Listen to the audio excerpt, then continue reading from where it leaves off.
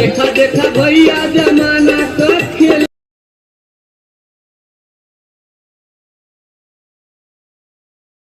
वाले निरहू के नाम से फेमस वीरेंद्र चौहान आज भी जिंदा है।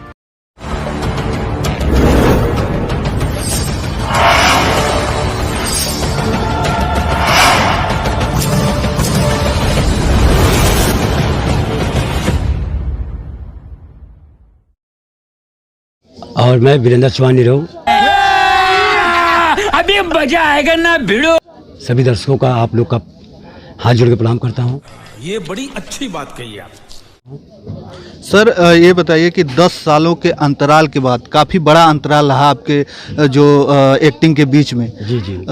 ऐसा क्यों हुआ 10 साल का अंतराल? क्योंकि कुछ लोग जानते थे कि शायद इस दुनिया में अब निरहू नहीं है। बंद करो हाथ जोड़ के। मैं हाँ, ऐसा सुनने को हमको मिला था कि कुछ लोग बोलते हैं कि आप मर गए।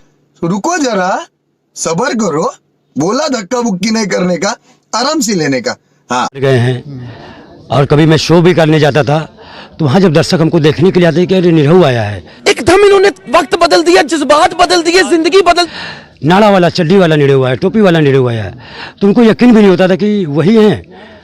और मैं जाता था तो मुझे छू कर भी देखते थे और प्रश्न ला के पूछते थे।